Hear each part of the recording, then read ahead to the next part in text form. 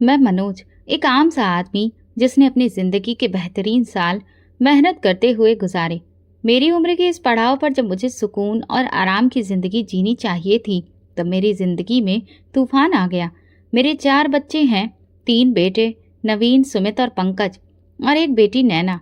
मैंने अपनी जिंदगी भर की कमाई उनकी अच्छी परवरिश और खुशियों के लिए खर्च कर दी।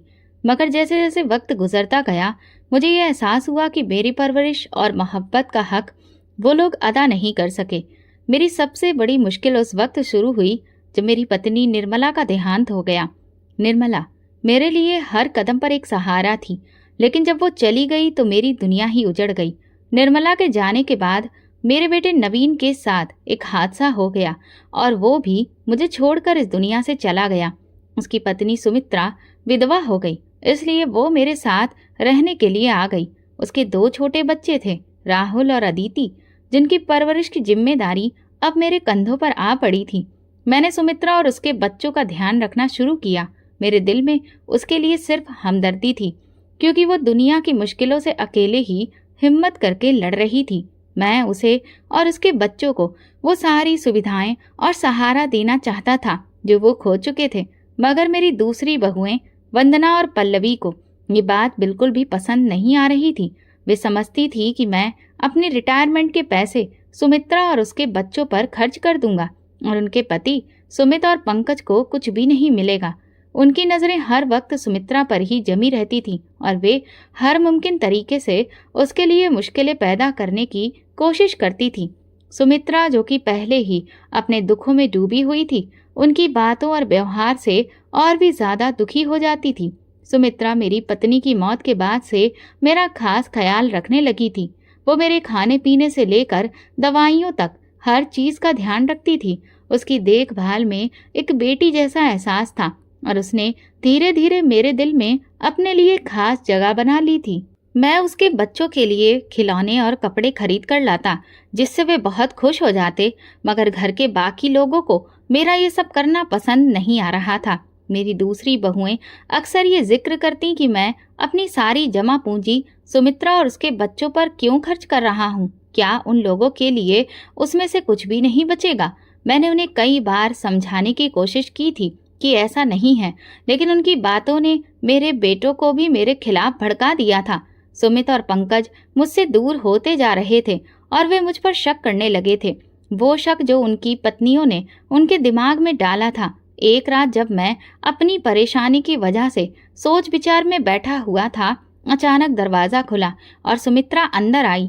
इससे पहले कि मैं कुछ कहता, वो मेरी तरफ बढ़कर बोली, पिताजी, मैं जानती हूँ कि इस वक्त आप पर क्या गुजर रही है, लेकिन आप बिल्कुल भी परेशान ना हो। मैं हमेशा आपके साथ हूँ और रहूंगी। उसकी ये बात सुनकर मेरे दिल में कुछ हल्का सा महसूस हुआ, जैसे कोई बहुत भारी बोझ उतर गया हो। वो रात मेरी जिंदगी में एक नया मोड़ लेकर आई। सुमित्रा ने मुझे याद दिलाया कि अभी जिंदगी खत्म नहीं हुई है और अभी तो बहुत कुछ बाकी है जिसके लिए हमें जीना है। सुमित्रा का मेरे घर में रहना मेरे बेटों के लिए हमेशा से एक बहुत बड़ा मामला बनता जा रहा था। सुमित और पंकज को सुमित्रा से अजीब सी दुश्मनी हो गई थी। वे उसके हर काम में कमियां निकालते, उसके बच्चों को डांटते और अक्सर उसके खिलाफ बातें करते। एक दिन मैं घर के आंगन में बैठा था जब मैंने अपने बेटों को आपस में धीरे धीरे बातें करते सुना। वे लोग प्लान बना रहे थे कि किस तरह से सुमित्रा को इस घर से निकाल दिया जाए। सुमित, जो हमेशा से जल्दी गुस्से में आ जाता था, बोला, हमें इस औरत को जल्द से जल्द यहाँ से निकालना होगा। पिताजी का सारा पैसा इसी पर खर्च हुआ जा रहा है और इसके बच्चे मजे से रह रहे हैं। अगर हमने कुछ भी नहीं किया तो फिर हमारा हिस्सा तो कहीं का नहीं रहेगा। पंकज ने भी उसकी हाँ में हाँ मिलाई और बोला, सही कह रहे हो भैया, अगर ये औरत यहाँ रही तो पिताजी हमें कुछ देंगे ही नहीं, इसीलिए हमें जल्द से जल्द इसे इस घर से निकालने का तरीका ढूंढना होगा। पंकज, जो कि सबसे बड़ा और अक्सर बहुत ही समझदार समझा जाता था, कहने लगा, हमें कोई ऐसा बहाना बनाना होगा जिससे सुमित्रा खुद ही इस घर को छोड़ने के लिए मजबूर हो जाए। ये सारी बातें सुनकर मेरा दिल बैठ गया। मेरे अपने ही बेटे मेरे खिलाफ साजिश कर रहे थे और उसकी वजह थी वो बेचारी विधवा लड़की जो खुद इतनी मुश्किल में थी। मैं जानता था कि अगर सुमित्रा को इस घर से निकाल दिया गया तो उसके पास कोई और ठिकाना नहीं रहेगा, क्योंकि उसके माता पिता भी अब इस दुनिया में नहीं थे। वो मेरे स्वर्गीय बेटे की एकमात्र निशानी थी।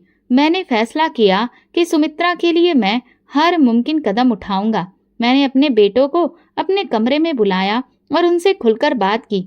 तुम लोग क्या सोचते हो कि इस सब से तुम्हें क्या मिलेगा? सुमित ने गुस्से में जवाब दिया, पिताजी, आपको हमारी कोई भी फिक्र नहीं है। आपका सारा ध्यान तो सुमित्रा और उसके बच्चों पर है।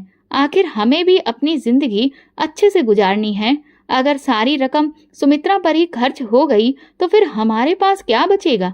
मैंने सुमित की आंखों में देखा और कहा, तुम लोगों को ये बात समझनी चाहिए कि सुमित्रा का इस दुनिया में कोई नहीं है। अगर मैं उसका ख्याल नहीं रखूंगा तो वो बेचारी कहाँ जाएगी? तुम लोग जो उसके और उसके बच्चों के साथ कर रहे हो वो बहुत ज्यादा गलत है। पंकज ने तुरंत बीच में पड़ते हुए कहा, पिताजी, हमें इस बात का एहसास है कि सुमित्रा की हालत अच्छी नहीं है, मगर आपको हमें भी नजरअंदाज नहीं करना चाहिए। हम आपके बेटे हैं और हमारा भी अधिकार है। मैंने पंकज की बात सुनकर गहरी सांस ली और कहा, तुम लोग मेरे बेटे हो और मैं तुम सबको बराबर का प्यार देता हूँ, मगर सुमित्रा को मैं इस घर से जाने नहीं दूंगा। उसके लिए ये घर ही उसका आखिरी सहारा है। अगर तुम लोगों को मेरे फैसले से ऐतराज है तो फिर तुम लोग अपने लिए कोई और रास्ता चुन लो, लेकिन सुमित्रा मेरे साथ इस घर में ही रहेगी। मेरे इस फैसले पर घर का माहौल और भी ज्यादा तनाव से भर गया। बेटे और बहू के चेहरे पर नाराजगी अब साफ नजर आने लगी थी। हर रोज घर में किसी न किसी बात को लेकर कोई न कोई कलह या झगड़ा होता रहता था। कभी खाने की मेज पर छोटी मोटी बातों पर तानाकसी चलती थी तो कभी किसी बहाने से सुमित्रा को नीचा दिखाने की कोशिश की जाती थी।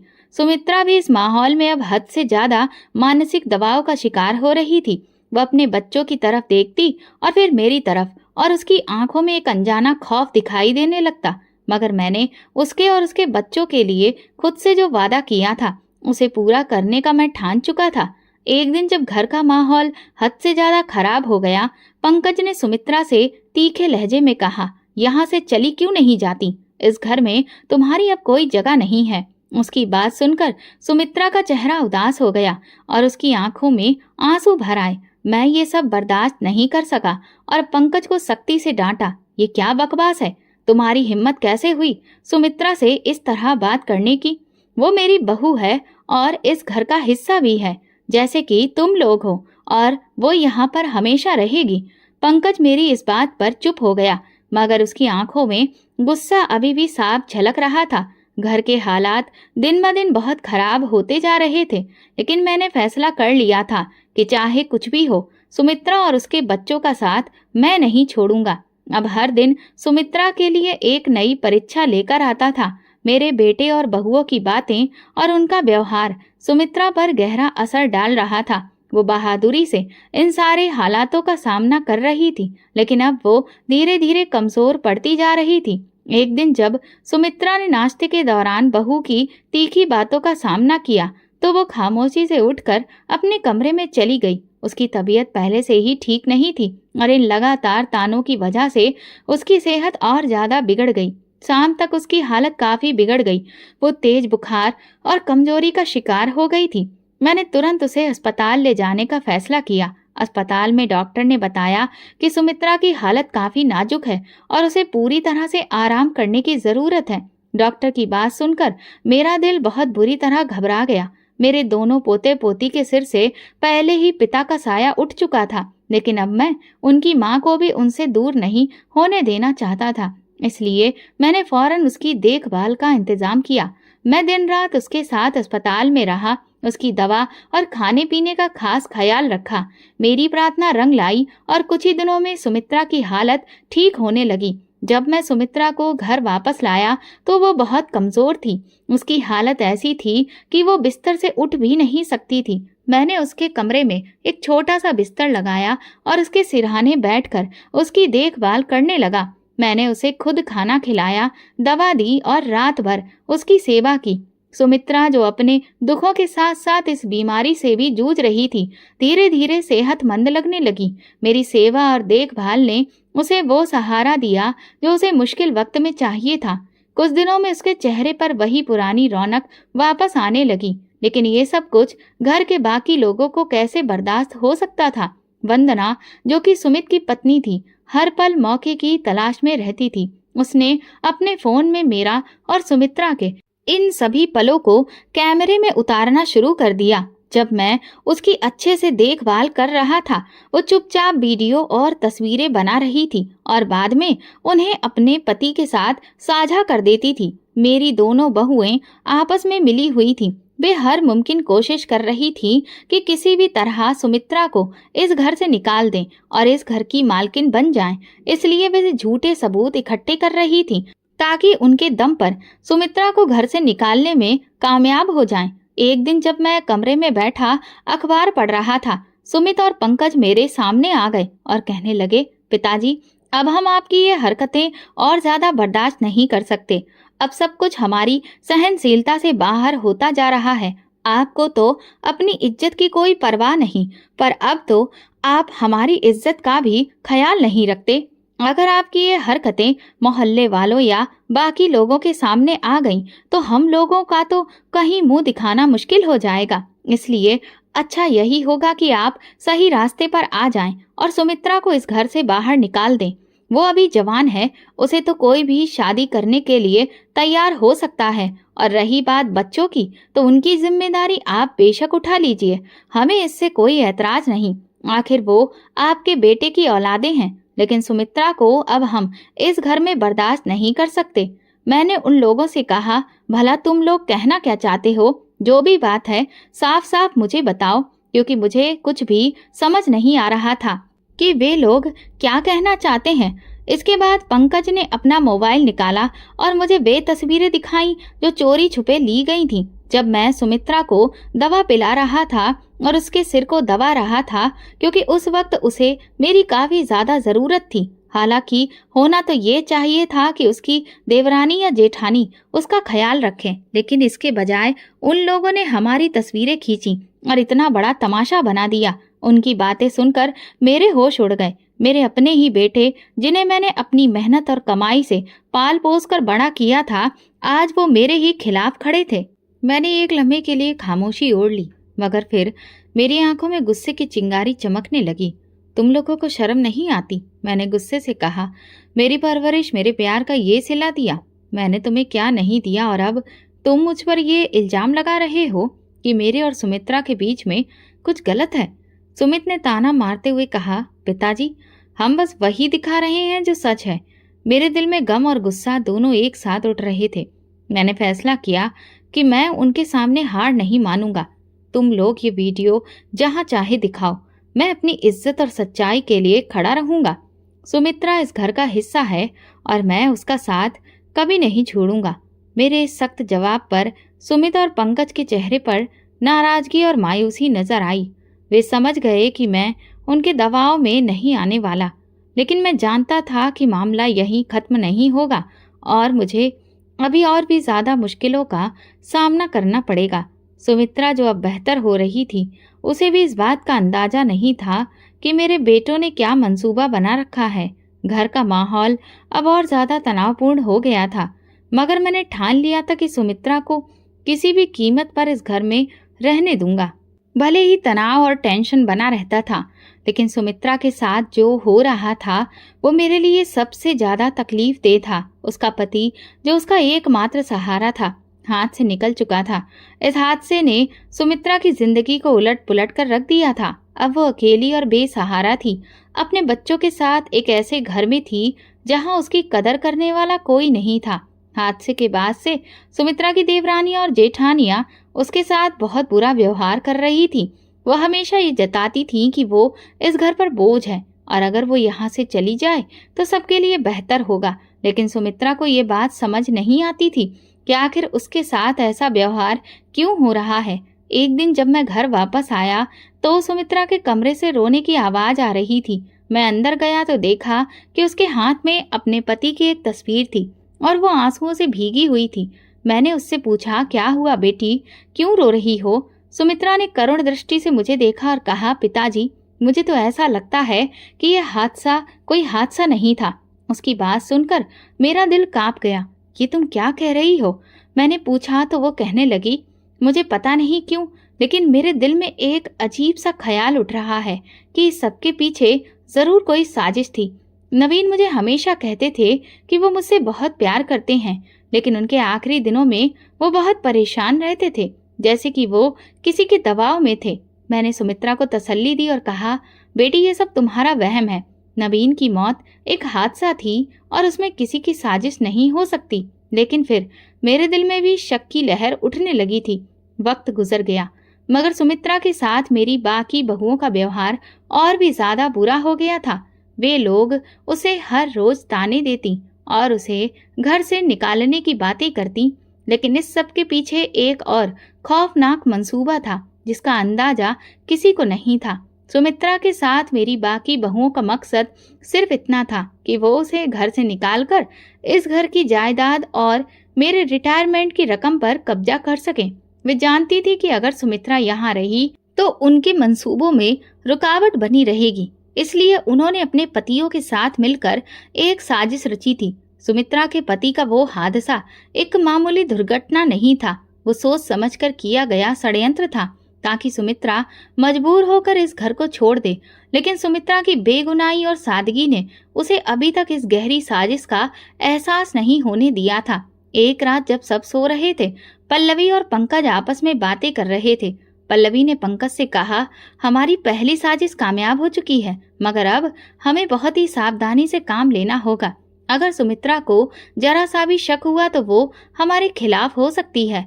हमें उसे किसी भी तरह से घर से निकालना है और इसके बाद पिताजी की सारी जायदाद और रिटायरमेंट की रकम हमारी होगी। पंकज ने सिर हिलाया और कहा, हाँ, लेकिन हमें ये सब बहुत ही सावधानी से करना होगा, कोई भी जल्दबाजी नहीं करनी चाहिए। मैं इन सब बातों को बर्दाश्त और नजरअंदाज कर रहा था, मगर सुमित्रा के लिए ये सब अब बर्दाश्त से बाहर हो चुका था। एक दिन जब मैं घर आया तो सुमित्रा मेरे सामने आई। उसकी आंखों में अजीब सी थकान थी। उसने कहा, पिताजी, मैं अब इस घर में और नहीं रह सकती। मुझे रोज ताने मिलते हैं, रोज दुख पहुंचाया जाता है। मैंने फैसला किया है कि मैं नौकरी करूंगी और अपने बच्चों का पेट खुद पालूंगी बिना किसी के रहमो करम के। इसलिए अब आप हमें इस घर से जाने दें। उसकी बात सुनकर मेरा दिल जैसे फट गया। मेरे लिए सुनना बहुत मुश्किल था कि मेरी बहू, जो मेरी अपनी बेटी जैसी थी, इस घर को छोड़ने की बात कर रही थी। मैंने कहा, बेटी, तुम्हें कहीं जाने की जरूरत नहीं है। ये घर तुम्हारा है और हमेशा रहेगा, और अगर तुम नौकरी करना चाहती हो तो मैं तुम्हारी मदद करूंगा, लेकिन ये घर छोड़ने की बात मत करो। सुमित्रा ने मेरी बात सुनी, मगर उसके चेहरे पर परेशानी थी। पिताजी, मैं आपकी बहुत इज्जत करती हूँ, मगर मैं यहाँ नहीं रह सकती। मेरे बच्चे इस माहौल में खुश नहीं हैं और मैं उन्हें तकलीफ से नहीं गुजरने देना चाहती। मैं नौकरी करूंगी और अपने बच्चों का ख्याल रखूंगी, लेकिन हमें घर से जाने दीजिए। मेरी आंखों में आंसू आ गए, मगर मैं जानता था कि सुमित्रा के लिए ये फैसला कितना मुश्किल था। मैंने उससे कहा, बेटी, अगर तुम यही चाहती हो तो मैं तुम्हें नहीं रोकूंगा, लेकिन याद रखना, ये घर हमेशा तुम्हारा रहेगा। तुम जब चाहे वापस आ सकती हो। सुमित्रा ने मुझे धन्यवाद कहा और वो रात भर सोच में डूबी रही। अगले दिन उसने नौकरी की तलाश शुरू कर दी। जब सुमित्रा ने नौकरी शुरू की तो मैंने महसूस किया कि वो बाहर की दुनिया में एक नए अंदाज से जीने की कोशिश कर रही थी। उसने अपने बच्चों के लिए खुद को मजबूत बनाया और उन्हें बेहतर जिंदगी देने की जिद में जुट गई। एक दिन जब मैं बाजार जा रहा था तो मैंने सुमित्रा को एक ऑफिस के बाहर देखा। वो बहुत व्यस्त नजर आ रही थी, मगर उसके चेहरे पर एक अजीब सी मुस्कुराहट थी। मैं उसका हौसला बढ़ाने के लिए उसके पास गया। वो भी मुझे देखकर मुस्कुरा दी। मैंने उस लम्हे में सोचा कि शायद बाहर की दुनिया उसके लिए बेहतर होगी, शायद वो अपने आप को एक नई जिंदगी दे सकेगी। मगर ये सब कुछ इतना आसान नहीं था। मेरी बाकी बहुएं उसके खिलाफ अब भी साजिशें कर रही थीं। मैं जानता था कि वे सुमित्रा को कभी खुश नहीं देखना चाहती थी। घर में हर दिन एक नई साजिश होती थी। मैंने अपने बेटों को बार बार समझाया, लेकिन उन पर कोई असर नहीं हुआ। वे चाहते थे कि सुमित्रा घर से चली जाए ताकि वे रिटायरमेंट के पैसे और जायदाद पर कब्जा कर सकें। लेकिन मैंने फैसला कर लिया था कि मैं सुमित्रा को इस तरह हारने नहीं दूंगा।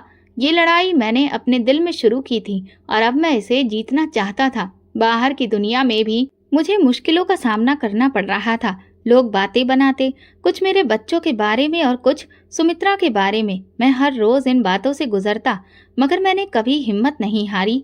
मैं जानता था कि सच्चाई हमेशा जीतती है और मुझे अपने उसूलों पर कायम रहना है। मेरी जिंदगी के साथ सुमित्रा की जिंदगी भी एक ऐसी दास्तान बन चुकी थी जो रोज और भी ज्यादा पेचीदा होती जा रही थी। जब सुमित्रा ने नौकरी शुरू की तो उसे महसूस हुआ कि घर के बाहर की दुनिया में भी मुश्किलें कम नहीं हैं। लेकिन एक दिन ऐसा हुआ कि सुमित्रा को बाहर के माहौल से एक ऐसी हकीकत का पता चला जिसने उसकी जिंदगी को हिलाकर ही रख दिया था।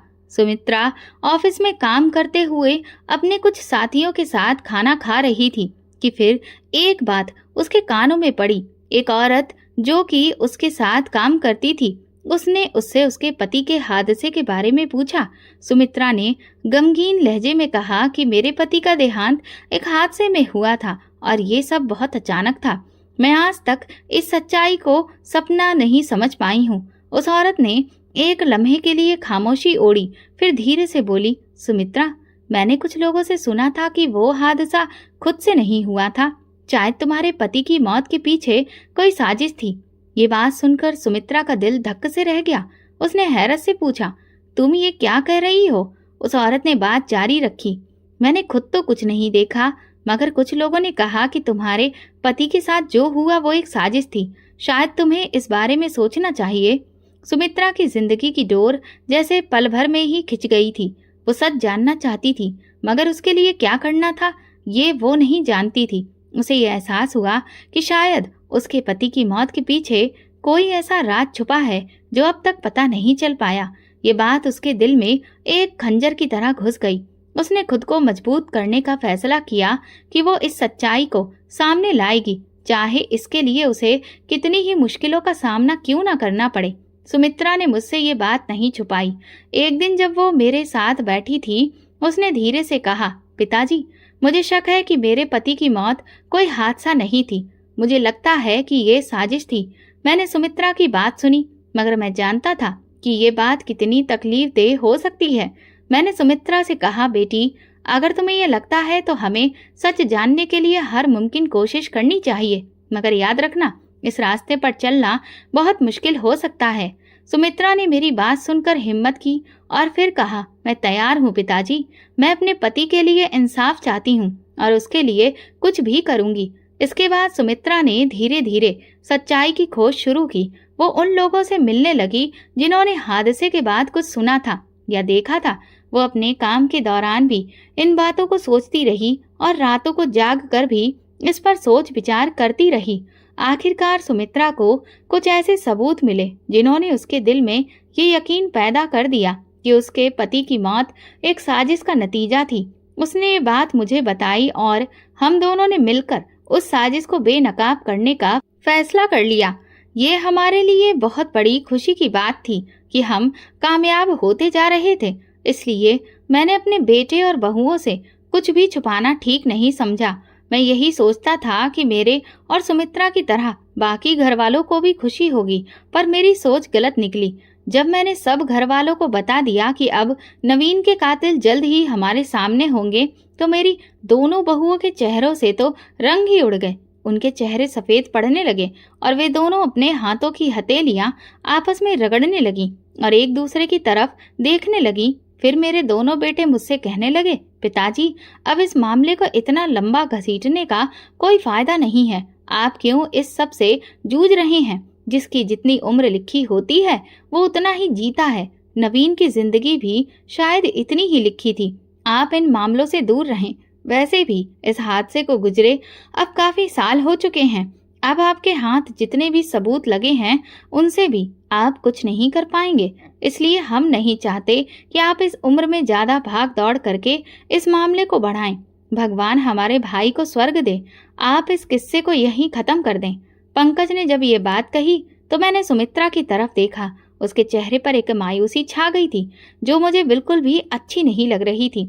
सुमित्रा कितनी मुश्किल से यहाँ तक पहुंची थी, ये बात सिर्फ मैं ही जानता था, क्योंकि सुमित्रा की जिंदगी में उसके हर दुख सुख का साथी सिर्फ मैं ही था और सिर्फ उसे मैं ही समझ सकता था। बाकी घर वाले तो उसे और उसके बच्चों से सिर्फ अपनी जान छुड़ाना चाहते थे। सुमित्रा और मैं सबूत हासिल करने की खोज जारी रखे हुए थे कि कुछ दिन गुजरते ही जब मैं और सुमित्रा इस पूरे मामले पर बात कर रहे थे तो कमरे के दरवाजे पर दस्तक हुई। मैंने जाकर जब दरवाजा खोला तो मेरी दोनों बहुएं और दोनों बेटे दरवाजे के बाहर खड़े थे। मेरे बेटे ने मुझसे सवाल किया, पिताजी आपने दरवाजा बंद क्यों किया था? उनके सवाल ने मुझे हैरान कर दिया कि मेरा बेटा एक बार फिर मुझ पर शक कर रहा था।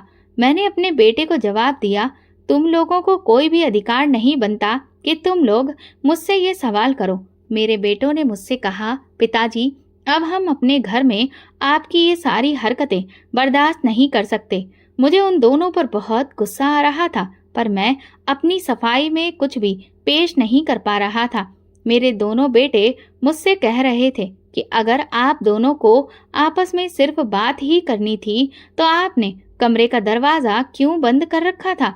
उन लोगों के इस तरह के सवाल सुमित्रा की हिम्मत तोड़ रहे थे।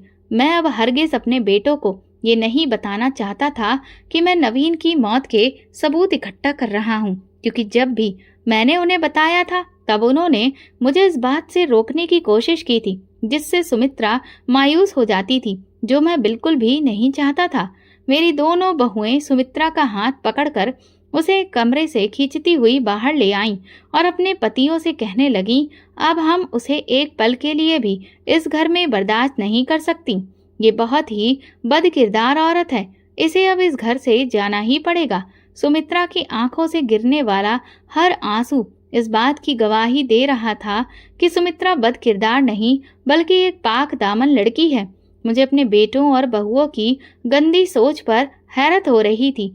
मैंने उनसे कहा, हाँ आज के बाद सुमित्रा इस घर में नहीं रहेगी। तो सुमित्रा ने भी मेरी तरफ हैरानी से देखा। फिर मैंने कहा, सुमित्रा के साथ साथ मैं भी इस घर से चला जाऊंगा। तो मेरे बेटों के चेहरों से तो रंग ही उड़ने लगा था और मेरी दोनों बहुएं परेशान नजर आने लगीं।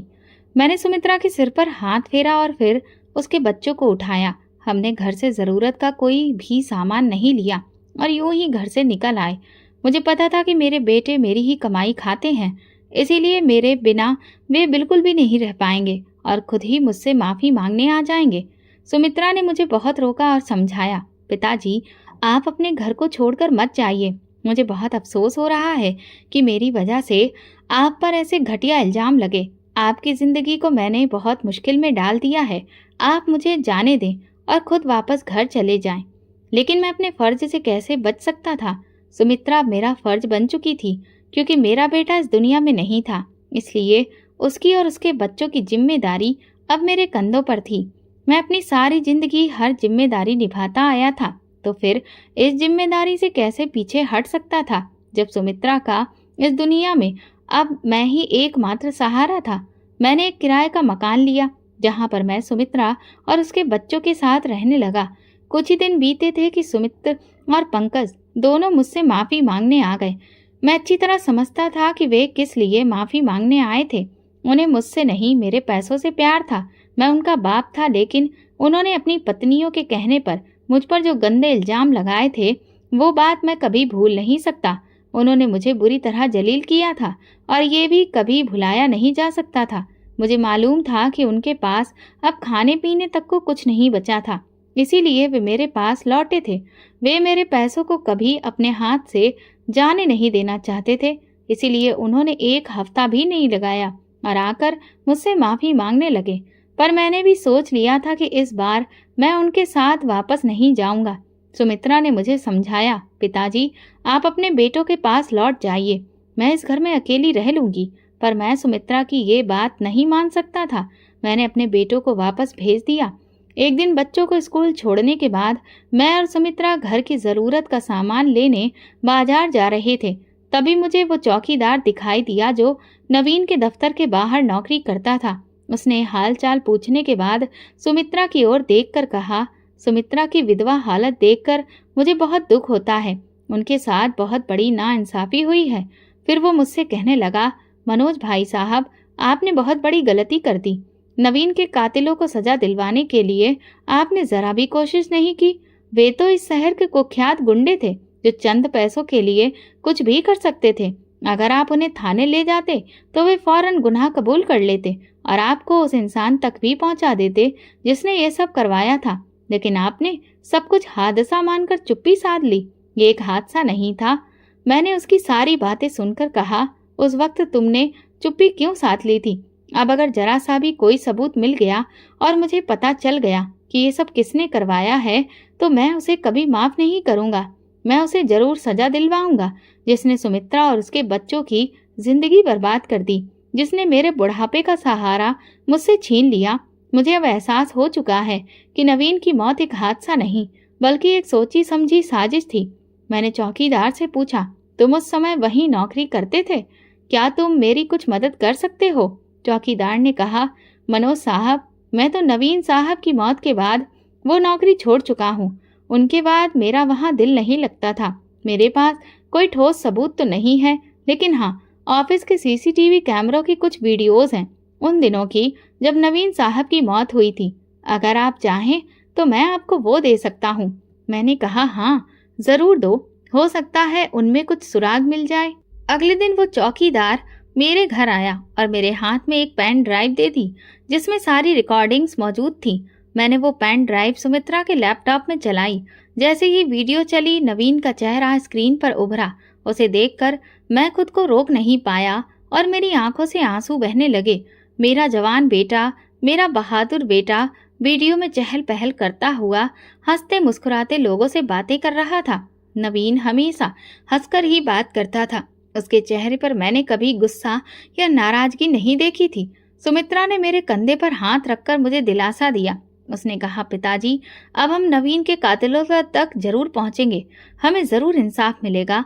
हम नवीन के कातिलों को सजा दिलवा कर रहेंगे। मैंने सुमित्रा से कहा, बेटी, मैं तो एक बूढ़ा इंसान हूँ। अगर तुम्हारा साथ ना होता तो मैं कभी भी ये जंग नहीं लड़ पाता। फिर एक वीडियो में हमें दिखा कि कुछ लोग नवीन से बात कर रहे थे। वे उसे छत पर ले जाने के लिए कह रहे थे। नवीन के ऑफिस की बिजली की कुछ तारों में खराबी आ गई थी, जिसे ठीक करने के लिए नवीन ने खुद मिस्त्रियों को बुलाया था। नवीन जब छत पर चढ़ गया तभी कुछ और लोग आए और नवीन के बारे में पूछने लगे। हमें नवीन साहब ने बुलाया है बिजली ठीक करने के लिए, लेकिन नवीन तो पहले ही कुछ लोगों के साथ छत पर जा चुका था। फिर ये कौन थे? किसी ने ज्यादा ध्यान नहीं दिया और उन्हें भी छत पर भेज दिया। जैसे ही वे छत पर पहुंचे, कुछ देर बाद चीखते हुए नीचे आए। छत पर नवीन साहब की लाश पड़ी है। पूरा ऑफिस में भगदड़ मच गया। नवीन की लाश को नीचे लाया गया। ऑफिस के लोगों ने छानबीन की, जिससे पता चला कि नवीन की मौत बिजली का करंट लगने की वजह से हुई थी। सबने मान लिया कि एक हादसा था।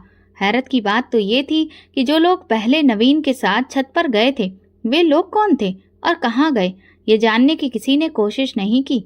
ये बात वहीं दब गई, जबकि वीडियो में उन लोगों के चेहरे साफ नजर आ रहे थे। मैंने वो वीडियो जाकर पुलिस के सामने पेश कर दी। पुलिस ने खुद ही उन गुंडों को पकड़ लिया, क्योंकि वे शहर के मशहूर गुंडे थे जो अक्सर पकड़े जाते थे और फिर सजा पूरी होने के बाद छूट जाते थे, लेकिन अपनी हरकतों से बाज नहीं आते थे। उन्होंने अपना गुनाह कबूल कर लिया और बता दिया कि ये काम उन्होंने पैसों के बदले किया था। जब ये पता चला कि उन्हें पैसे किसने दिए तो मेरे पैरों तले से जमीन खिसक गई। वो पैसे मेरी दोनों बहुओं ने दिए थे नवीन को मारने के बदले में। मुझे यकीन नहीं हो रहा था कि मेरी बहुएं हमारे साथ इतनी बड़ी दुश्मनी कर सकती हैं। मैंने ये सारी सच्चाई अपने दोनों बेटों सुमित और पंकज को सुनाई। उन्होंने अपनी पत्नियों को तलाक देने का फैसला किया। मैंने दोनों बेटों से कह दिया कि तुम अपनी पत्नियों को तलाक दो या ना दो, मुझे इस बात से कोई फर्क नहीं पड़ता, क्योंकि मेरा तुम लोगों से अब कोई भी रिश्ता नहीं है। मैं अपनी पूरी जायदाद, अपनी रिटायरमेंट की रकम और सब कुछ सुमित्रा और उसके बच्चों के नाम कर रहा हूँ। ये सुनकर मेरे बेटों ने भी मेरे इस फैसले पर कोई ऐतराज नहीं जताया। वे कहने लगे, पिताजी, अब तक हम अपनी पत्नियों पर आंख बंद करके भरोसा कर रहे थे। हम कभी सपने में भी नहीं सोच सकते थे कि हमारी पत्नियां हमारे सगे भाई की जान ले लेंगी, जाने अनजाने में ही सही, लेकिन हम अपनी पत्नियों का साथ देते रहे। इसीलिए आपका फैसला हमारे लिए बिल्कुल सही है अब हम अपनी पत्नियों को उनके किए की सजा हर हाल में दिलवाएंगे और अपने भाई को इंसाफ दिलवाएंगे। वे आगे कहने लगे, पिताजी, अब हमें ना तो दौलत चाहिए और ना ही जायदाद, बस आप हमें छोड़कर ना जाएं और हमेशा हमारे साथ रहें। कृपया हमें माफ कर दीजिए। उन्होंने सुमित्रा से भी माफी मांगी और कहा, हमारी पत्नियां हमें आपके खिलाफ भड़काती रहीं, हमारे दिलों में दौलत का लालच भरती रहीं, वे हमारे दिलों में पिताजी के प्रति नफरत पैदा कर रही थीं। इसी कारण हम पिताजी की बेइज्जती करते थे और उनकी कोई बात नहीं मानते थे। कृपया हमें माफ कर दें और हमारे साथ चलकर अपने घर में रहें। जब मैंने अपने बेटों को पश्चाताप की आग में जलते हुए देखा तो मैंने भी उन्हें माफ कर दिया, क्योंकि इस समय वे पूरी तरह से गलत नहीं थे, वे सिर्फ भड़कावे में आ गए थे। अगर उन्हें इस बात का जरा भी एहसास होता कि उनकी पत्नियां उनके साथ कौन सा खेल खेल रही हैं और कौन सा गुनाह करने जा रही हैं, तो वे इस समय उनके साथ कभी भी नहीं देते। मुझे अपने बेटों पर पूरा यकीन था कि चाहे उनके मन में दौलत का कितना भी लालच हो, लेकिन वे इतने नहीं गिर सकते कि अपने ही सगे भाई की जान ले लें। पत्नियों के भड़कावे में आकर वे सिर्फ धोखा खा गए थे, असली सच्चाई उन्हें नहीं पता थी। इसलिए मैंने अपने बेटों को माफ कर दिया। इसके बाद पुलिस मेरी दोनों बहुओं को पकड़कर ले गई और अदालत ने नवीन के कत्ल के जुर्म में उन्हें सजा सुनाई। मैं और सुमित्रा बहुत खुश थे, क्योंकि हमें अपने मकसद में कामयाबी मिल चुकी थी और मेरे स्वर्गीय बेटे को इंसाफ मिला था। सुमित्रा के चेहरे पर अब हर वक्त एक सुकून नजर आता था, जो नवीन के कातिलों को सजा दिलवाने के बाद आया था। सुमित्रा और उसके बच्चों को देखकर अब मैं भी बहुत ज्यादा खुश था। दोस्तों, अगर आपको हमारी कहानी पसंद आई हो तो कमेंट करके जरूर बताएं, वीडियो को लाइक करें और ज्यादा से ज्यादा शेयर करें। अगर आप चैनल पर नए हैं तो सब्सक्राइब जरूर करें और नोटिफिकेशन बेल दबाएं ताकि अगली अपडेट सबसे पहले आपको मिले। धन्यवाद।